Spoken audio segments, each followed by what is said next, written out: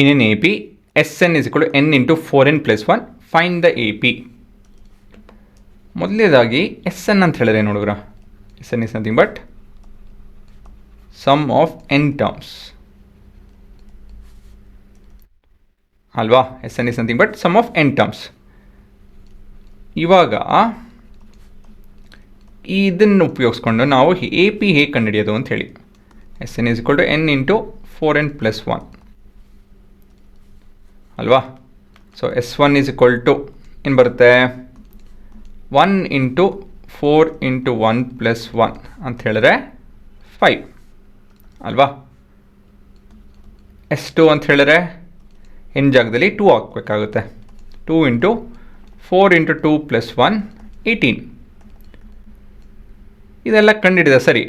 ಇಲ್ಲಿ ಏನು ಮಾಡ್ತಾಯಿದ್ದೀನಿ? ಎನ್ ಜಾಗದಲ್ಲಿ 1 2 3 4 ಹಾಕ್ಕೊಂಡು ಹೋಗ್ತಾಯಿದ್ದೀನಿ. 1 2 ಹಾಕಿದ್ದೀನಿ. ಇದೇ ಹೇಗೆ ಉಪಯೋಗ? ಇದರಿಂದ ನಾವು ಹೇಗೆ ಒಂದು ಎ ಪಿ ಕಂಡುಹಿಡಿಬೋದು? ಸೊ ಇದನ್ನು ಒಂದು ಉದಾಹರಣೆ ತೊಗೊಂಡು ನಿಮಗೆ ಬಿಡಿಸಿ ಹೇಳ್ತೀನಿ. ಇವಾಗ ಯಾವುದೋ ಒಂದು ಎ ಪಿ ಕ್ರಿಯೇಟ್ ಮಾಡ್ಕೊಳ್ಳೋಣ. ಒಂದು 58 ಕಾಮನ್ ಡಿಫ್ರೆನ್ಸ್ 4 ಒಂದು 10 ಟರ್ಮ್ ತೊಗೊಳೋಣ. ಸೊ ಇದರಲ್ಲಿ ಇವಾಗ ನಿಮಗೆ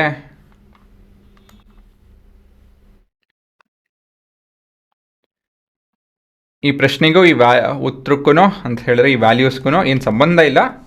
ಕಾನ್ಸೆಪ್ಷಲಿ ಅಫ್ಕೋರ್ಸ್ ಒಂದು ಅರ್ಥ ಇದೆ. ಇಲ್ಲ ಅಂತ ಹೇಳಿದ್ರೆ ಈ ವ್ಯಾಲ್ಯೂಸ್ ಎಲ್ಲ ನಮ್ಮ ಅರ್ಥ ಮಾಡ್ಕೊಳೋದಕ್ಕೋಸ್ಕರ ಮಾತ್ರ ಇಲ್ಲಿ ನೋಡ್ಸಿರೋದು. ಹಾಂ, ಇವಾಗ ಇದು ನಿಮ್ಮ ಫಸ್ಟ್ ಟರ್ಮ್ ಎ, ಇದು ನಿಮ್ಮ second term A2, third term A3 ಅಲ್ವಾ? ಇವಾಗ ಎಸ್ ಎನ್ ಅಂತ ಹೇಳಿದ್ರೇನೋ ಎಸ್ ಎನ್ ಅಂತ ಹೇಳಿರಲ್ಲ, S1 ಅಂತ ಹೇಳಿದ್ರೇನೋ ಸಮ್ ಆಫ್ ಫಸ್ಟ್ ಟರ್ಮ್ ಅಂತ ಹೇಳಿದ್ರೆ ಇಟ್ಸ್ ನಥಿಂಗ್ ಬಟ್ ಎ ಮಾತ್ರ. S2 ಅಂತ ಹೇಳಿದ್ರೇನೋ S2 ಅಂತ ಹೇಳಿದ್ರೆ ಸಮ್ ಆಫ್ ಫಸ್ಟ್ 2 ಟರ್ಮ್ಸ್, ಇದು ನಿಮ್ಮ S2 ಆಗುತ್ತೆ ಸರಿನಾ? S3 ಅಂತ ಹೇಳಿದ್ರೇನೋ sum of first 3 terms. S4 ಅಂತ ಹೇಳಿದ್ರೆ ಹಾಂ ಸಮ್ ಆಫ್ ಫಸ್ಟ್ 4 ಟರ್ಮ್ಸ್. ಅರ್ಥ ಆಯ್ತಾ? ಇದು S10 ಇದು, it will be sum of all of this. ಈ ಪೂರ ಆ್ಯಡ್ ಮಾಡ್ತು ಅಂತ ಹೇಳಿದ್ರೆ ಅದೇ ನಿಮ್ಮ ಸಮ್ ಆಫ್ 10 ಟರ್ಮ್ಸ್ ಸರಿನಾ ಈ ಸೀಕ್ವೆನ್ಸ್ಗೆ. ಸೊ ಇಲ್ಲಿ ಇವಾಗ ಏನು ಹೇಳ್ತಾ ಇದ್ದಾರೆ ಅಂತ ಹೇಳಿದ್ರೆ S1 is 5, S2 is 18. ಈ ಇನ್ಫಾರ್ಮೇಷನಿಂದ ನಮಗೆ ಒಂದು ಅರ್ಥಮೆಟಿಕ್ ಪ್ರೋಗ್ರೆಷನ್ ಬರಿಬೋದಾ which is satisfying this condition ಅಂತ ಹೇಳಿ ಬರಿಬೋದು. ಹೇಗೆ ಅಂತ ಹೇಳಿದ್ರೆ S1 is nothing but A1 sum of first term which is nothing but A. S2 ಅಂತ ಹೇಳಿದ್ರೆ sum of first term and second term which is 18. So ಈ ಇನ್ಫಾರ್ಮೇಷನ್ ಉಪಯೋಗಿಸ್ಕೊಂಡು ಹೇಗೆ ಮುಂದುವರಿಬೋದು? ನಮ್ಗೆ ಆಲ್ರೆಡಿ ಮೊದಲನೇ ಟರ್ಮ್ ಗೊತ್ತಾಗಿದೆ, ಎರಡನೇ ಟರ್ಮ್ ಬಗ್ಗೆ ತಿಳ್ಕೊಬೋದಾ? ಹಾಂ ತಿಳ್ಕೊಬೋದು. ಹೇಗೆ? A2 plus A1 is 18.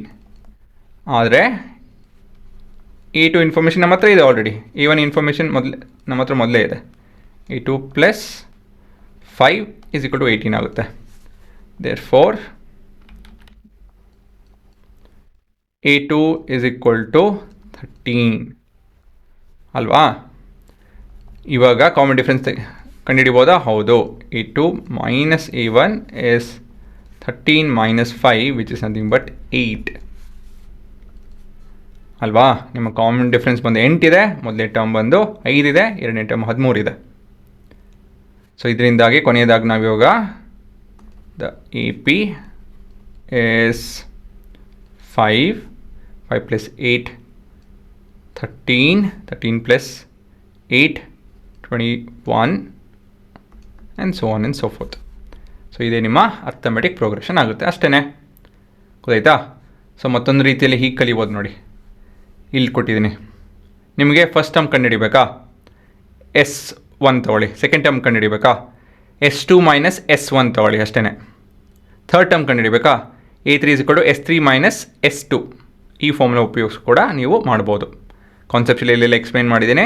XN ಅಂತ ಹೇಳಿದ್ರೆ ಇಲ್ಲಿ ಪೂರ ಟರ್ಮ್ಸ್ ಇರುತ್ತೆ, first term to nth term. SN minus 1 ಅಂತ ಹೇಳಿದ್ರೆ ಫಸ್ಟ್ ಟರ್ಮಿಂದ AN ಮೈನಸ್ 1th ಟರ್ಮ್ವರೆಗೂ ಇರುತ್ತೆ, ಬಾಕಿ ಏನು ANth term. And thus will end up with this particular answers.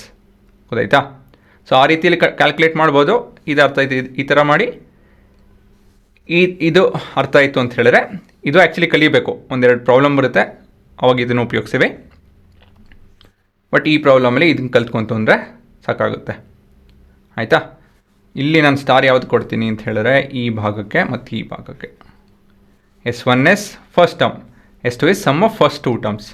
ಈ ಇನ್ಫಾರ್ಮೇಷನಿಂದ ನಾವು A2 ಕಂಡುಹಿಡಿಬೋದು, ಅದಾದಮೇಲೆ D ಕಂಡುಹಿಡಿಬೋದು, and thus the arithmetic progression ಇಟ್ ಸೆಲ್ಫ್.